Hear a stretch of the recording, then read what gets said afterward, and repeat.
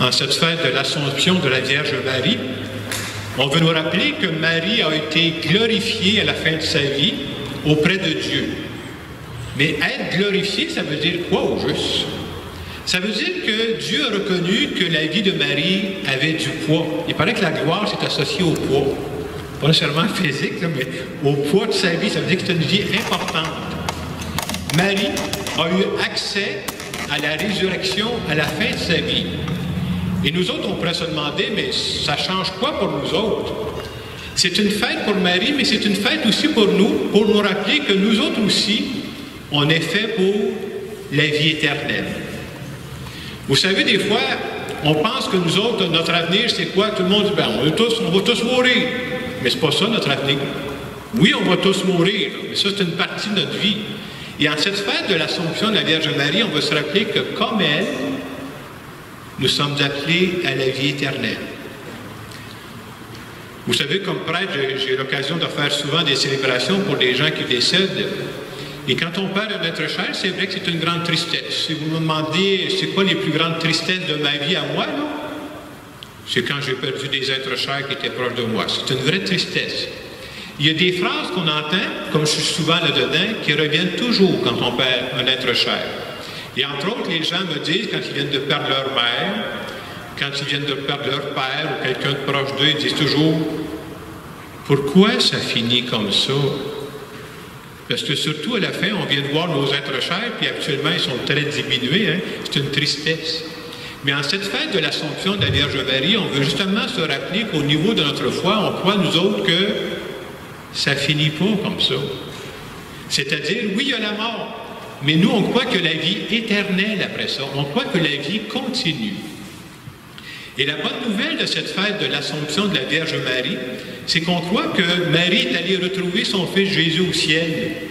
Et Marie, avec son cœur de mère, avec son cœur de femme, elle voit ce que personne ne soit oublié.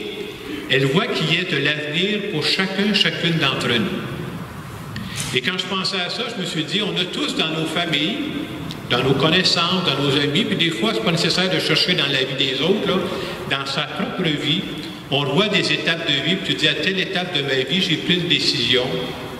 Et la décision que j'ai prise, c'était pas nécessairement la plus avantageuse, la plus brillante. Et ça m'a amené ensuite sur des chemins de vie qui n'étaient pas vraiment formidables.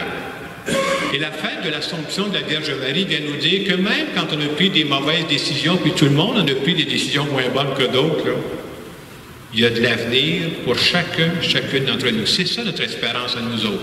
Je vous donne des exemples.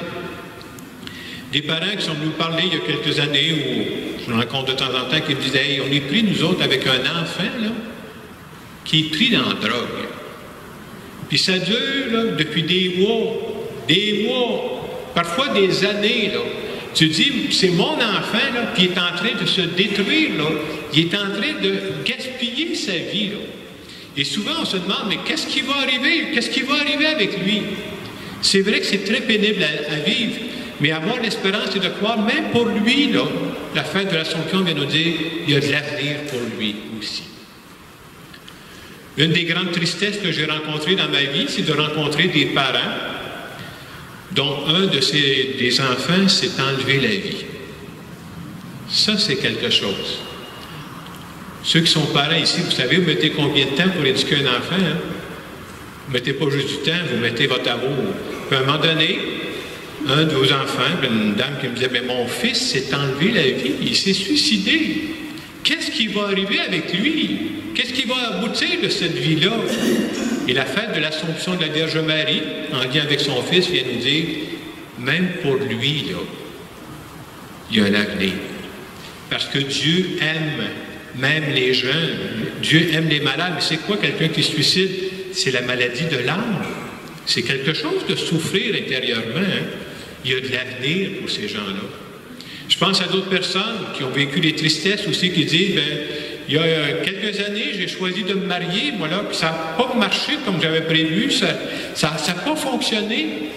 Puis j'entendais des personnes qui me disaient, tu savais, là, quand je me suis engagé, j'ai fait mes promesses devant Dieu, là, j'étais vrai, moi, là. J'étais sincère quand j'ai dit ça, j'étais authentique, j'ai pas fait de blague, là. Qu'est-ce qui va arriver avec moi? Et la fête de l'Assomption de la Vierge Marie, il y a un avenir pour toi aussi.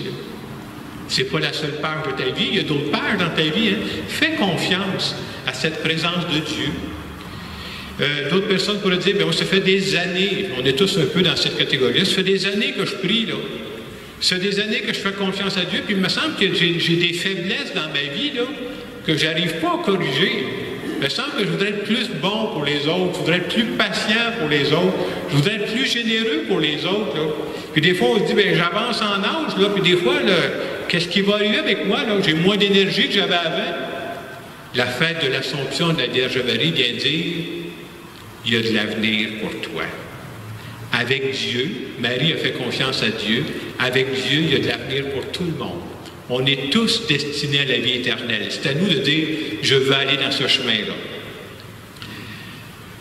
J'aimerais vous dire aussi que je parle de la vie éternelle, je pense qu'on a de l'avenir avant la vie éternelle. Je veux dire qu'on a de l'avenir ici aussi.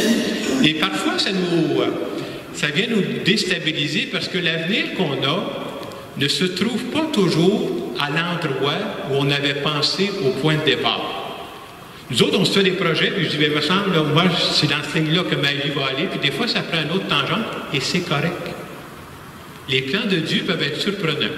J'aime souvent conter une petite histoire de mon vécu à moi qui montre ça, comment nos plans sont défaits un petit peu. Quand j'étais aux études au secondaire, à partir de secondaire 2, ils nous offraient des options. Vous savez, c'est quoi une option? Il y a des cours obligatoires. Il faut que tu fasses tes maths, il faut que tu fasses ton français. Mais il y avait des options. Nous autres, on avait deux options. C'était pas très... L'école où j'étais, c'était assez limité. Soit tu t'inscrivais en musique, soit tu t'inscrivais en art dramatique. Je me suis inscrit en musique. Alors, j'ai beaucoup de respect pour les musiciens et les musiciennes. Et quand on commençait, vous savez ce qu'ils nous faisaient faire? D'abord, tu apprends un petit peu tes notes, là. Puis après ça, on commençait avec la flûte soprano. J'ai joué la flûte soprano, voilà. Excusez-moi, hein? Je me souviens du premier examen. Après un bout de temps, il fallait aller jouer devant le prof. Moi, ce que j'ai joué, ça s'appelle « J'ai du bon tabac dans ma tabatière ». Alors, tu joues ça, là. « J'ai du bon tabac dans ma tabatière, j'ai du bon tabac, puis t'en auras pas ». En tout cas, j'ai joué ça, mais moi, les doigts m'ont croché. Fait qu'après quelques jours, le professeur il vient me voir et dit « Toi, Jacques, t'as jamais pensé à faire autre chose? » Ça fait réfléchir un gars, hein? Et ce qui est arrivé, comme on avait deux choix d'options, mais j'ai lâché la musique. C'est de valeur, hein? Puis je me suis inscrit on appelait ça expression dramatique. Vous savez ce qu'on faisait dans l'expression dramatique? Il nous faisait faire des discours devant le monde. Et je vous compte ça parce qu'on ne sait pas toujours c'est quoi notre avenir. Puis vous savez ce que j'ai fait, moi, quand j'ai fini mes études? Je suis devenu professeur. Ça fait quoi un prof? Ça parle devant ses élèves. Puis quand j'ai arrêté d'être prof, qu'est-ce que j'ai fait? Je suis devenu prêtre. Tu fais quoi un prêtre? Ça parle devant le monde.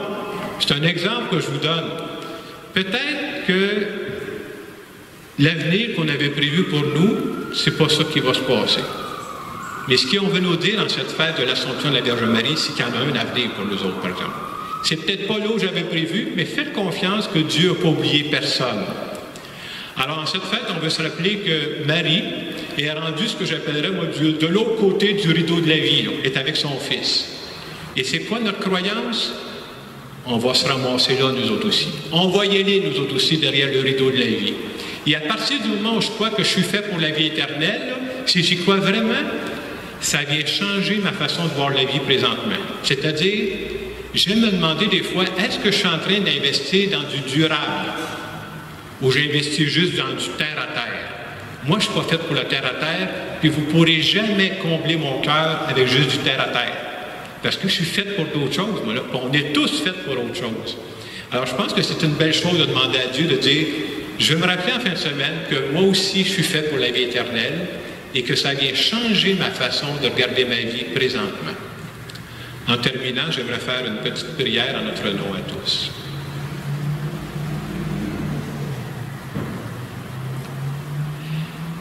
Seigneur Jésus, je voudrais te dire merci pour l'exemple de ta mère qui nous rappelle qu'on est fait, nous autres aussi, pour la vie éternelle.